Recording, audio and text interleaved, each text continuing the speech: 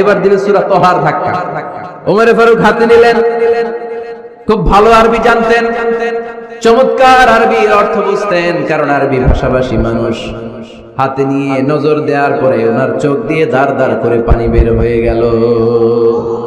ওমর ফারুক আয়াতগুলোর দিকে তাকিয়ে পড়তে আরম্ভ করলেন, তহা মা আনজালনা আলাইকাল কুরআনা লিতাশকা ইল্লা তাযকিরাতান লিমান ইয়াখশা তানজিলাম মিম্মান খালাকাল আরদা ওয়াস সামাওয়াতিল উলা।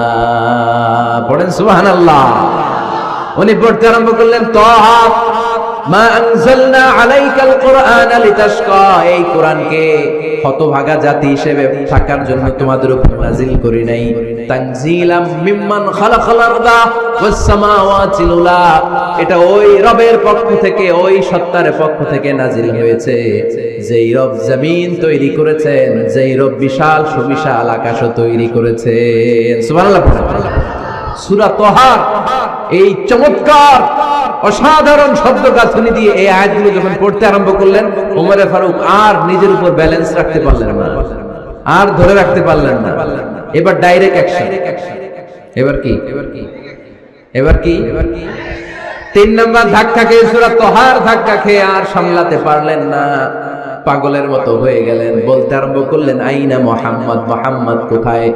সাইয়েদনা খাব্বাব বললেন, বিশ্বনবী সাফা পাহাড়ের পাদদেশে দারুল আরকাম ইবনে আবিল আরকামের ঘরে বসে বসে লুকিয়ে লুকিয়ে কোরআনের দাওয়াত দিচ্ছে। ওমর, তুমি যদি মুহাম্মদ সাল্লাল্লাহু আলাইহি ওয়াসাল্লামের দেখা পেতে চাও, তাড়াতাড়ি দারুল আরকামের ঘরের দিকে ছুটে যাও। ওমর ফারুক তলোয়ার নিয়ে ছুটলেন, পাগলের মতো ছুটলেন, আর ধৈর্য ধারণ করতে পারেন না। বিশ্বনবীর নূরানি চেহারাটা একবার দেখার জন্য পাগলের মতো ছুটতে আরম্ভ করলেন।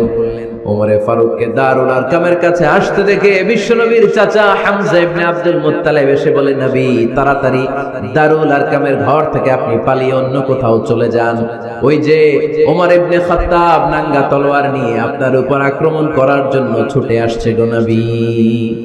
বিশ্বনবী বললেন, ও আমার সাহাবারা, ও আমার চাচা হামজা, সবাই আপনারা সরে যান, ওমরে আসতে দেন, ওমরে বাধা দিয়েন না। কারণ কিছুদিন আগে তাহাজ্জুদের নামাজ পড়ে আমি আল্লাহর কাছে একটা বিশেষ দোয়া করেছি, আমার মন বলছে ওই দোয়াটা আল্লাহ কবুল করতে শুরু করেছে। ওমর ফারুক চলে আসলেন, এসে কোনো কথা নাই, চিৎকার দিয়ে বললেন, আশহাদু আল্লা ইলাহা ইল্লাল্লাহ ওয়া আশহাদু আন্না মুহাম্মাদান আবদুহু ওয়া রাসূলুহু, আমি সাক্ষ্য দিলাম আল্লাহ এক, অদ্বিতীয়, আল্লাহ ছাড়া কোনো ইলাহা নাই, নিশ্চয় আপনি মুহাম্মদ আল্লাহর বান্দা এবং রাসূল। সুবহানাল্লাহ। এই কালমা শাহাদাতের ভেতরে আল্লাহর কথা, আমার নবীর কথা ঢুকিয়ে দিয়েছে কে?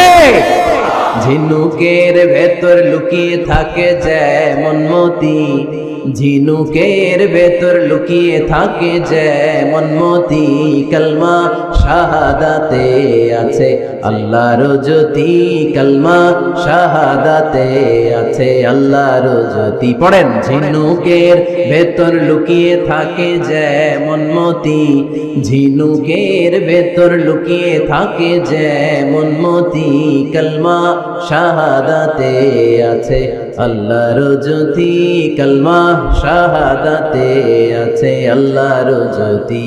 পড়েন আল্লাহু আকবার। ওই শাহাদাতের জ্যোতি সাইয়েদনা ওমর ফারুকের হৃদয়টারে উজালা করে দিল।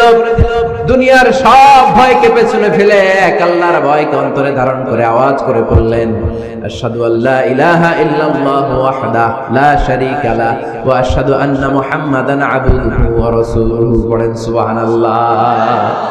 3টা ধাক্কা। কয়টা? সবাই বলতে হবে কয়টা?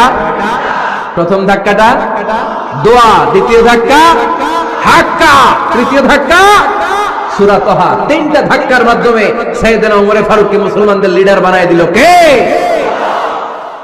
ওমর ফারুক কালিমা পড়ে মুসলমান হয়ে গেছে। নও মুসলিম সাহাবাদের মধ্যে আনন্দের বন্যা বয়ে গেল। বিশ্বনবী খুশি হয়ে গেলেন, আল্লাহ শুকরিয়া করলেন, আল্লাহ তুমি আমার দোয়া ফিরিয়ে দাও নাই। আমি বলেছি দুজনের একজনকে চাই, তুমি ওমর ফারুককে দান করেছো। পড়েন আলহামদুলিল্লাহ। এবার ওমরে ফারুক বিশ্বনবীর প্রশ্ন করলেন, নবী আলাসনা আলাল হক, আমি প্রশ্ন করি উত্তর দেন, আমরা কি সত্যের উপর নাই? বিশ্বনবী বললেন, বালা ওমর, আমরা এই সত্যের উপরে আছি। আমাদের কোরআন কি সত্য নয়? বিশ্বনবী বললেন, কোরআনও সত্য। আমাদের রব আল্লাহ কি সত্য নন? বিশ্বনবী বললেন, সত্য। ওমরে ফারুক বললেন, তাহলে ফিমাল ইখতিফা, তাহলে লুকিয়ে লুকিয়ে আর গোপনে দাওয়াতি কাজ কেন?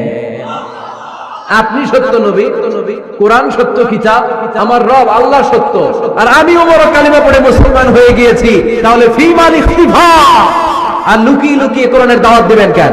বের হন, মক্কার শহরের মাঝখানে চলে আসেন, চিৎকার করে আমরা আল্লাহর নামের ঘোষণা দেব। বিশ্বনবী বললেন, না ওমর,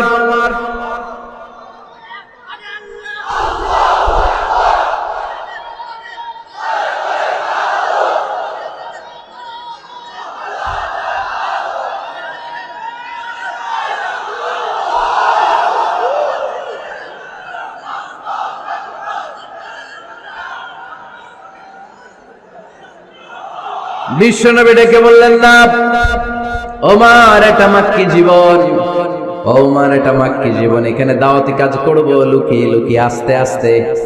আল্লাহ যখন আমাদেরকে বিজয়ী করে দিবেন, তখন আমরা প্রকাশ্যে দাওয়াত দিলে কোনো সমস্যা নাই।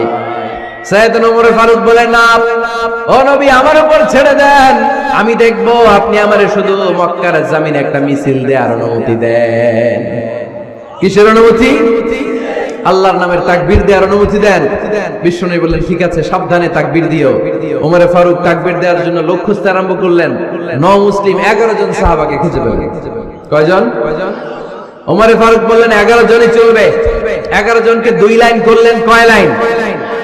পিছনে 6 জন, সামনে 5 জন। পিছনের লাইনের নেতা বানিয়ে দিলেন বিশ্বনবীর চাচা হামজা ইবনে আব্দুল মুত্তালিবকে। প্রথম লাইনের 5 জনের নেতৃত্ব দিতে আরম্ভ করলেন সাইয়েদনা ওমরে ফারুক নিজেই। 2 লাইন তাকবীর দিতে জানলে বেশি মানুষ লাগে না, 10 জন দিয়ে গোটা বিশ্বটারে কাঁপিয়ে দেয়া যায়। 11 জন, 6 আর 5। ওমর ফারুক সামনে দাঁড়ালেন। ওমরে ফারুক সামনে দাঁড়িয়ে এবার আল্লাহর নামের স্লোগান দিবেন। ওমরে ফারুক বললেন, আমরা খুব লম্বা চূড়া স্লোগান দিব না, খুব ছোট্ট। দারুল আরকামের ঘর থেকে কাবা ঘর পর্যন্ত, বাইতুল্লাহ পর্যন্ত, এতটুকু জায়গা আমরা তাকবীর দিতে দিতে সামনের দিকে এগোবো। পৃথিবীর কোনো শক্তি আমাদেরকে থামায় দিতে পারবে না। ওমরে ফারুক তখন এক বাক্যের একটা ভাষণ দিলেন। কয় বাক্যের? ওমরে ফারুক সামনে দাঁড়িয়ে বললেন, মান আরাদা আন তাসকুলা উম্মুহ ইয়া জামা ওয়ালাদু তারমিলা যাওজাতুহু ফালিয়াসুদ্দানি। কে আছো? মান আরাদা আন তাসকুলা উম্মু, কে আছো মায়ের বুক খালি করতে চাও? ইয়া জামা ওয়ালাদু, কে আছো বাচ্চাগুলারে, সন্তানগুলারে ইয়াতিম বানাতে চাও? তারমিলা যাওজাতুহু, কার এত বড় বুকের পাটা আছে দেখি, কে আছো স্ত্রীকে বিধবা বানাতে চাও? বুকের পাটা থাকলে আমি ওমরে থামাও, যদি সাহস থাকে আমি ওমরের মিছিল থামাও। ওমরে ফারুক শুরু করলেন, আল্লাহু আকবার, আল্লাহু আকবার, আল্লাহু আকবার। স্লোগান দিতে দিতে সাইয়েদনা ওমরে ফারুক কাবার গিলাফ যে স্পর্শ করলেন, ওমরে ফারুকের এই স্লোগান কেউ থামাতে পারে নাই। কিয়ামত পর্যন্ত এই আল্লাহর নামের স্লোগান কেউ থামাতে পারবে না। চিল্লায় বলো ঠিক কিনা?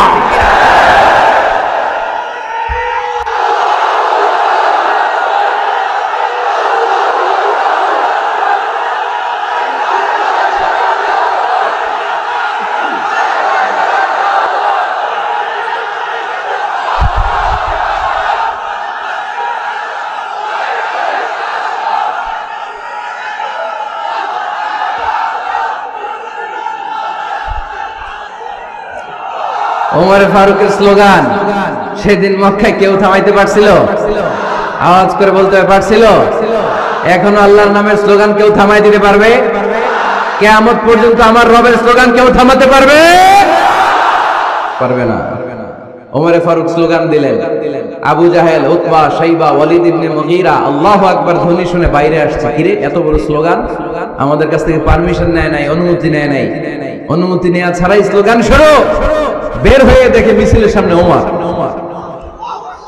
ওমরে ফারুককে দেখে আবু জাহেল দিছে এক দৌড়, উতবা দিছে আরেক দৌড়, শাইবা দিছে বহু দৌড়। সুবহানাল্লাহ পড়বেন না? এজন্য ওমর বেশি লাগে না, ওমর লাগে একজন। চিল্লায় বলতে হবে ওমরে ফারুক লাগে কয়জন? একজন ওমরই গোটা বিশ্বের চেহারা পাল্টে দিতে সক্ষম। চিল্লায় বলেন ঠিক কিনা? গোটা বিশ্বে মুসলমানদের আছে করুণ অবস্থা।